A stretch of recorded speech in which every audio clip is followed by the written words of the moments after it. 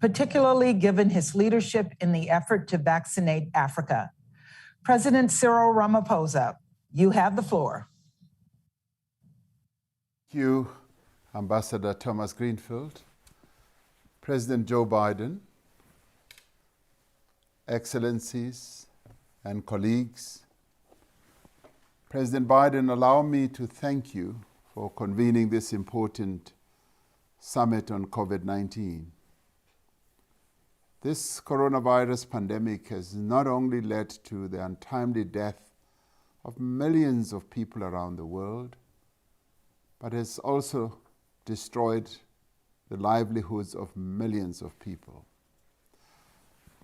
I'd like to applaud you, President Biden, for the generosity that has been demonstrated by the United States under your leadership by donating millions of vaccines to several countries around the world to help various countries to cope with this pandemic.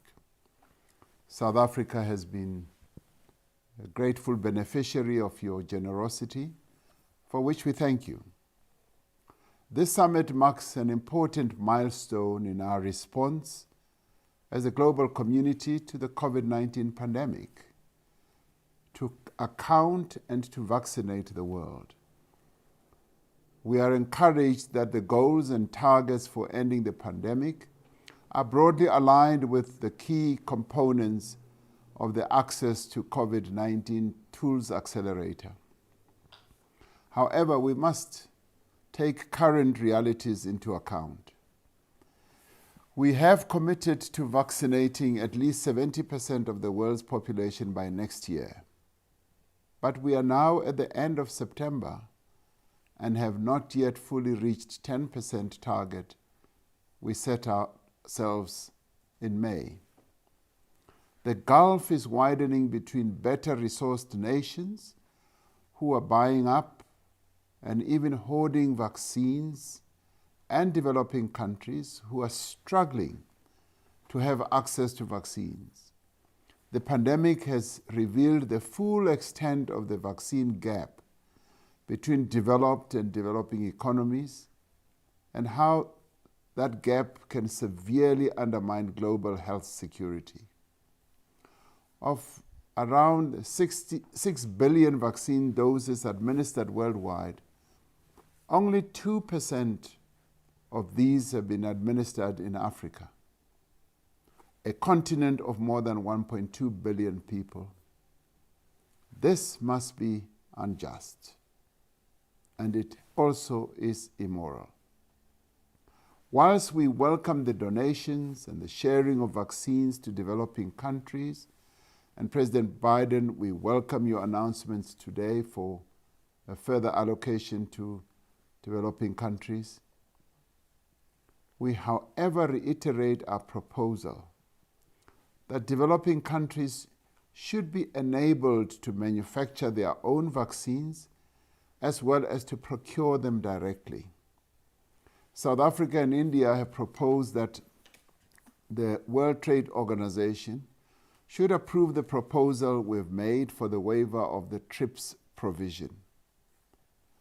And we'd like to thank you, President Biden, for being amongst those number of countries who are supporting this proposal, with a view to ensuring that African countries would have better access to vaccines. All African Union member states signed an agreement through the Africa Vaccines Acquisition Task Team, which I helped to set up when I was chair of the African Union, so that we can gain access to 220 million, rising to 440 million doses of the Johnson & Johnson vaccine. South Africa will also host the World Health Organization's first COVID-19 mRNA vaccine technology transfer hub to serve the African continent. Our African countries are also building capacity for manufacturing supported by Partnership for Vaccine Manufacturing in Africa. So this summit must come up with a sustainable plan on how developing countries can be supported through technology, through finance, and through various other means of support, not only to meet targets around vaccinations, oxygen, diagnostics, personal protective equipment, but also for manufacturing. We must close the financing and supply gap for COVAX, for the Africa Vaccine Acquisition Task Team, and other mechanisms. The greatest lesson we've learned from the pandemic is that fortune favors those who are prepared.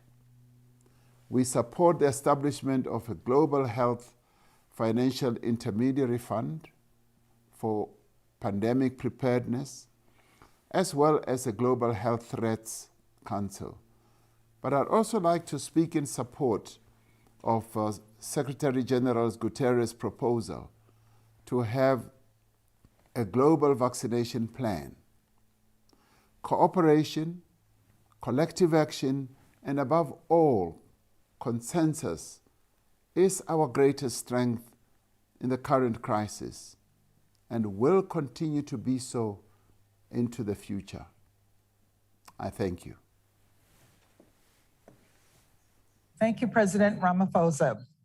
I'd like to introduce our next speaker, European Commission President Ursula von der Leyen. We look forward to hearing about your new actions